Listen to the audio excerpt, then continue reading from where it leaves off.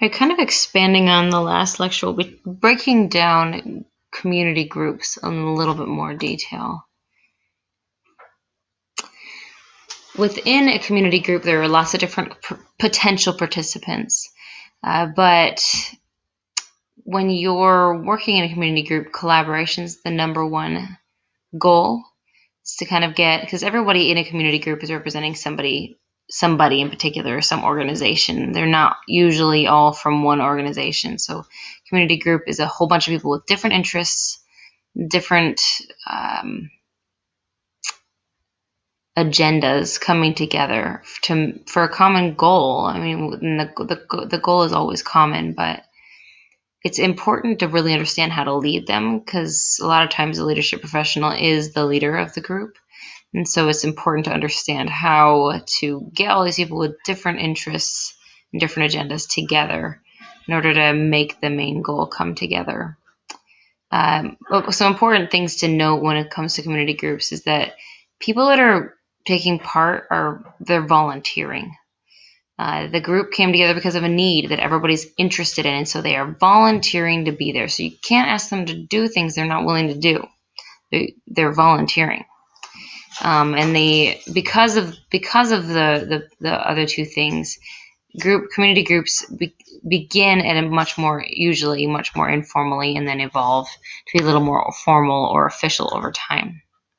Some people who might be interested in being part of a community group, like government representative, social organizations, stakeholders, which is really, frankly, anybody with an interest, partner organizations, if this is a partnership, business leaders that might have some interest in it or might be affected by it, volunteers, and citizens, just regular participants. You need to make sure that they're interested. They're maybe one of the more important participants that are listed here. So your role then is to enable the group to operate without you, to enable them to be able to step up and be leaders if need be, to make sure that the group processes function in a way that they're supposed to. And we'll talk about group dynamics a little bit later, but your job is to help the group get through those dynamics, to get through the group processes, to make sure that the tasks then are taken care of. So when it comes to enabling, that's helping other people gain strengths and skills. And so you want them to be able to walk on their own feet in order to be able to achieve the group goals. So when it comes to enabling, that would include expanding their vision to be the bigger picture, culture, technology, economics, helping them deal with those changes, especially technology. It's very difficult for a lot of people especially the older generation, to grasp technology. Culture, especially changing cultures or moving into a new culture.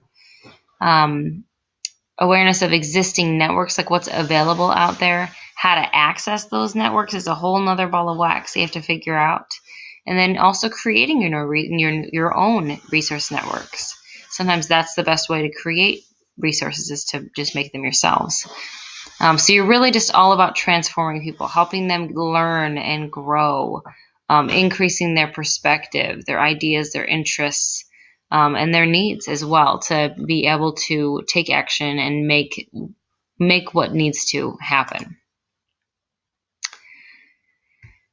So when you're the enabler in the group, then you can kind of play lots of different roles to help people feel enabled. You can be the encourager, or just the friend who doesn't take an official role at all. You can also just be the objective observer, where you take a step back and you're just kind of the eye from behind. You might actually be taking a role in the discussion. You might actually do the things that are being done. You might just act as an advisor that they reach out to when they need some advice, or you might need to do all of them.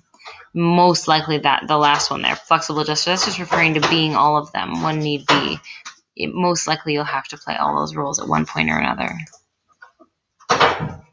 Partnerships are the most common type of community group. The important thing to know about partnerships is that they benefit everybody. They're symbiotic. Both parties, or all parties, benefit in one way or another. And the whole point is to increase resources.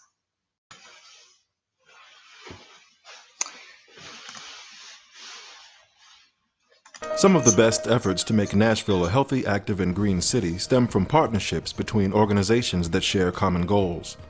Such was the case when the Turnip Truck, a local natural foods retailer, partnered with the Edge Hill community in South Nashville. After the Turnip Truck moved into the Edge Hill community down in the Gulch, we wanted to see what type of things we could do together. At that time, we were focusing pretty much on residents not having a grocery store here in the community. We reached out to Brenda, and it's like, we want to do something for this. We want to become a partnership where we help out. We want to work with the youth over here. And one of the ideas that came up was planting an orchard, something that could be here for many years, that the youth could get their hands on, feel it, touch it, and potentially even be able to sell it to us at the store. This partnership is being promoted by Alignment Nashville, which brings community organizations and resources together to support public schools, children's health, and the success of our community as a whole. Everybody in the community has to be involved. Businesses realize this because it's to their advantage to be present in a healthy, thriving community. On the upper end here is a 50-tree orchard that consists of apples, pears, plums. We also did some blackberries, blueberries, and raspberries. And the second thing was a partnership to do the raised beds for the seniors and putting in park benches. And it wouldn't be right to put 50 fruit trees up here without an irrigation system. So we have an irrigation system all up through here. In addition to the garden, the Turnip Truck also provides coupons and other benefits to its Edge Hill neighbors. One of them was like a percentage, like 15-20% off on what you buy down at the Gulch at the Turnip Truck store. But one of the other things was actually if they rode the bus, if they ride the bus, they get their bus fare back. The Edge Hill Community Gardens is a wonderful example, one of the best in the city, for how a community can take charge of changing the food system. They are a model for other neighborhoods. The people who are working on this garden here have set it up such that others around the city can come and learn, and we provide opportunities for that learning and sharing of learning to take place through Alignment Nashville.